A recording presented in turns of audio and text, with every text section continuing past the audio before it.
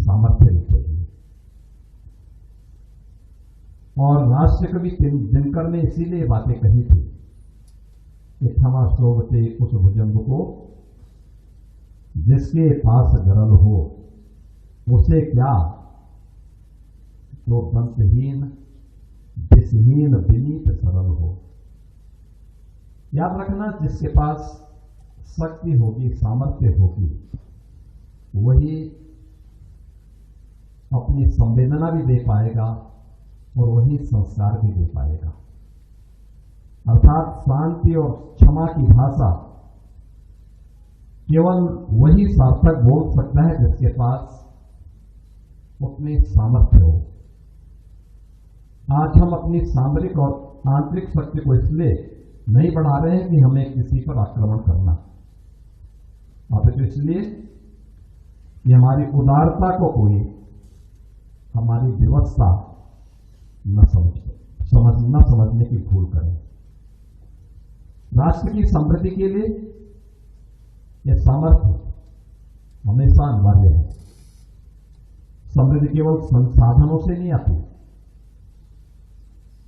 इसके लिए सुरक्षा, स्थिरता और सामर्थ्य का मजबूत आधार उतना ही आवश्यक भी होता है।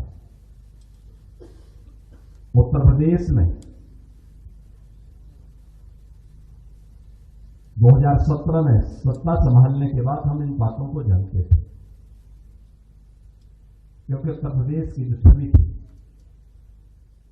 उत्तर प्रदेश के अंदर जो अव्यवस्था थी, हमारे सामने जो उस समय पहचान का संकट था, हम लोग इस बात को मानते थे कि हमें अगर सुशासन के लक्ष्य को प्राप्त करना है, उत्तर प्रदेश को पहचान के संकट से मुक्त करना है,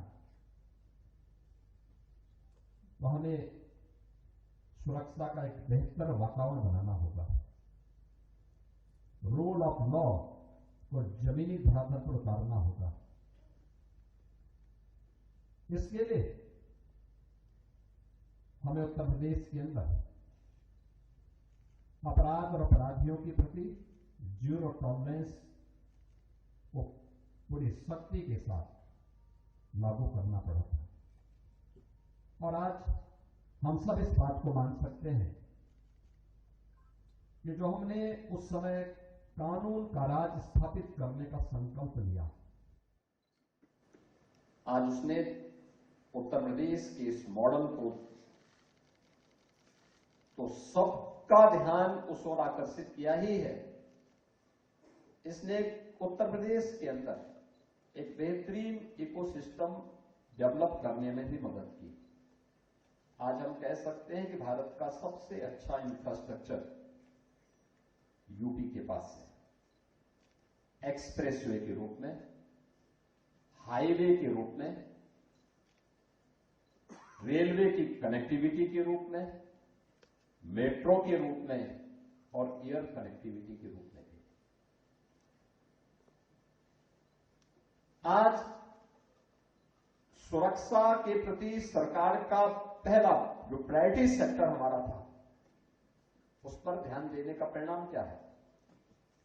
आज देश और दुनिया का हर बड़ा निवेशक, हर बड़ा इन्वेस्टर यूपी के अंदर आकर के निवेश करना चाहता है। आज सुरक्षा का परिणाम क्या है? कोई भी सरकार निर्णय लेती है, उसको प्रभावी ढंग से समय सीमा के अंदर जमीनी धरातल पर उतरने में बहुत देर नहीं लगती, क्योंकि उसमें कोई हस्तक्षेप नहीं है। कोई बाहरी तत्व हस्तक्षेप नहीं कर सकता, कोई गुंडा तत्व, कोई माफिया उस पर हावी नहीं हो सकता, कोई जबरन वहां जाकर के उस कार्य में हस्तक्षेप नहीं कर सकता।